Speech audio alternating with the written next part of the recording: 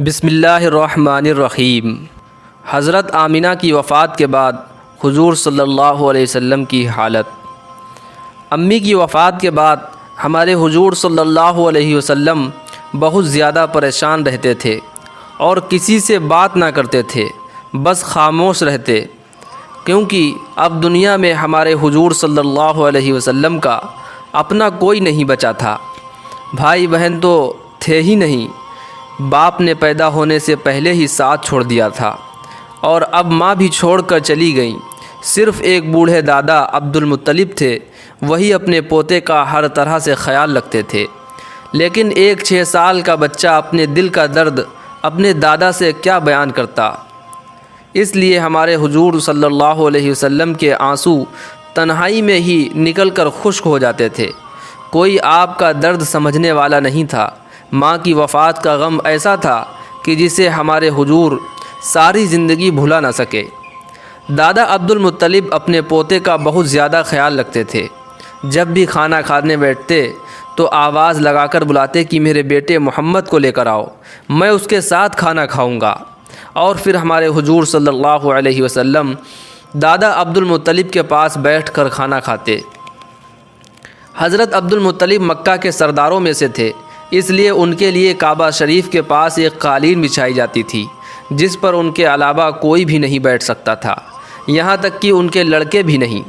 ایک بار حضرت عبد المطلب کعبہ کے پاس اپنی قالین پر بیٹھے ہوئے تھے، دوسرے لوگ آس پاس سے انہیں گھیرے بیٹھے تھے کہ تبھی ہمارے حضور صلی اللہ علیہ وسلم چلتے ہوئے آئے اور دادا عبد المطلب کی قالین پر بیٹھنے لگے۔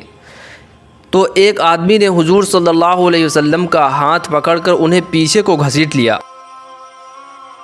عبد المطلب نے جب یہ دیکھا تو اس آدمی کو روکا اور پھر ہمارے حضور صلی اللہ علیہ وسلم کا ہاتھ پکڑ کر اپنی قالین پر بٹھاتے ہوئے کہا کہ اے لوگو، میرے اس بچے کی ہی شان بڑی نرالی ہے، یہ آگے چل کر بہت بڑا انسان بنے گا۔ ایک بار حضرت عبد المطلب کعبہ شریف کے پاس بیٹھے ہوئے تھے کہ اسی وقت ان کے پاس نجران شہر کے کچھ عیسائی آ گئے۔ ان عیسائیوں میں ان کا ایک عالم بھی تھا جو اپنی کتابوں کے بارے میں بہت اچھی طرح جانتا تھا۔ تو اس عیسائی عالم نے عبد المطلب سے کہا کہ اے سردار، ہم نے اپنی کتابوں میں پڑھا ہے کہ مکہ شہر میں آخری نبی آنے والا ہے اور وہ اسی شہر میں پیدا ہوگا، اس کی ایسی ایسی نشانیاں ہوں گی۔ وہ عیسائی عالم ابھی یہ باتیں کر ہی رہا تھا کہ تبھی ایک آدمی ہمارے حضور صلی اللہ علیہ وسلم کو لے کر عبد المطلب کے پاس پہنچے۔ تو جیسے ہی اس عیسائی عالم نے ہمارے حضور کو دیکھا تو وہ گھبرا کر کھڑا ہو گیا اور کہنے لگا کہ یہ وہی انسان ہے کہ جس کے بارے میں ہماری کتابوں میں لکھا ہے کہ وہ آخری نبی ہوگا۔ اے عبد المطلب، یہ لڑکا تمہارا کیا لگتا ہے؟ حضرت عبد المطلب نے جواب دیا کہ یہ میرا بیٹا ہے۔ تو وہ عیسائی عالم خاموش ہو کر بیٹھ گیا اور کہنے لگا کہ پھر یہ وہ انسان نہیں ہو سکتا، کیونکہ ہماری کتابوں میں لکھا ہے کہ اس لڑکے کا باپ اس کی پیدائش سے پہلے وفات پا جائے گا۔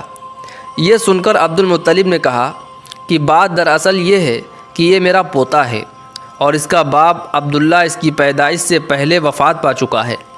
یہ سن کر اس عیسائی عالم نے کہا کہ ہاں، یہ بات ہوئی نا، تو پھر یہ وہی انسان ہے کہ جن کے بارے میں ہماری کتابوں میں لکھا ہے، اس لیے یہ عبد المطلب، تم اس بچے کا خیال رکھنا۔ ایک بار قبیلہ بنو مدلج کے کچھ لوگ حضرت عبد المطلب سے ملنے آئے۔ وہ لوگ قیافہ شناس تھے، مطلب لوگوں کا چہرہ اور ان کے ہاتھ پیر دیکھ کر اس کے آگے کی زندگی کے بارے میں اندازہ لگا کر صحیح بتا دیا کرتے تھے۔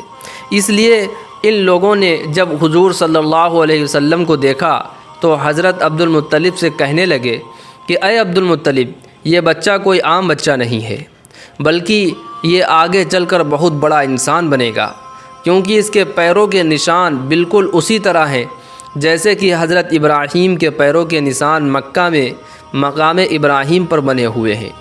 دوستو، مقام ابراہیم کعبہ میں ان سنہری جالیوں کو کہتے ہیں جس کے اندر ایک ایسا پتھر رکھا ہوا ہے کہ جس پر آج بھی حضرت ابراہیم علیہ السلام کے پیروں کے نشان بنے ہوئے ہیں۔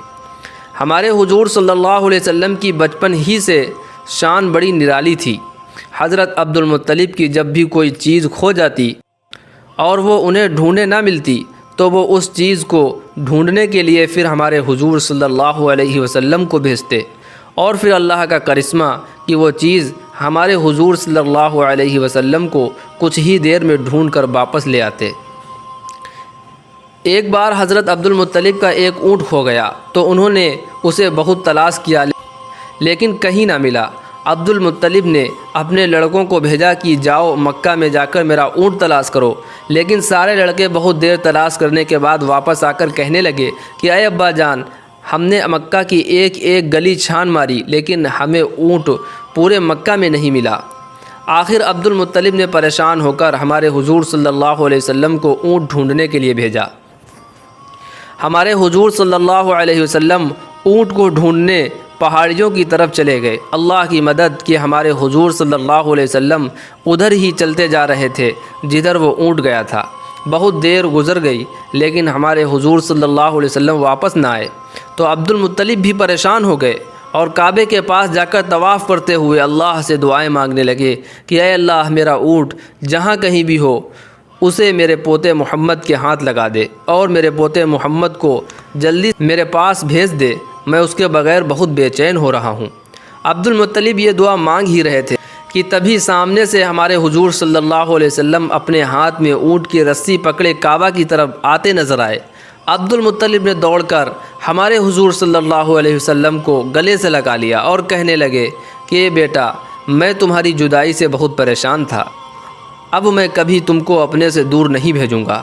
ایک بار مکہ شہر میں بہت سوکھا پڑ گیا، کئی سالوں سے بارش نہیں ہو رہی تھی، جانور بھی پیاس سے مرتے جا رہے تھے، لوگوں کی حالت بہت خراب تھی، سب موت کی کگار پر تھے کہ انہی دنوں میں ہمارے حضور صلی اللہ علیہ وسلم کی دادی اور حضرت عبد المطلب کی بیوی حضرت رقیہ نے ایک خواب دیکھا کہ کوئی کہہ رہا ہے کہ اے مکہ والو، تمہارے بیچ ایک نبی آنے والا ہے اور اس نبی کے ظاہر ہونے کا وقت قریب آ چکا ہے، اس نبی کی وجہ سے تمہیں زندگی ملے گی اور تم پر خوب بارشیں ہوں گی، تمہاری فصلوں اور جانوروں میں برکت ہوگی۔ اے مکہ والو، اگر تمہیں اپنے علاقے میں بارش کروانا چاہتے ہو تو اپنوں میں سے ایک ایسے انسان کو تلاش کرو کہ جس کا رنگ گورا ہو، قد لمبا ہو اور اس کی پلکیں گھنی ہوں اور بھویں آپس میں ملی ہوں۔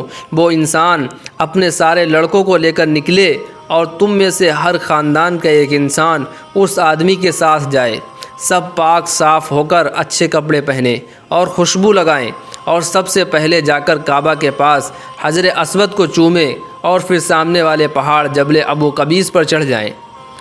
اس پہاڑ پر پہنچ کر وہ آدمی جس کے بارے میں اوپر بتایا گیا ہے وہ بیٹھ کر بارش کی دعا کرے اور سارے لوگ آمین کہیں تو بارش ہو جائے گی۔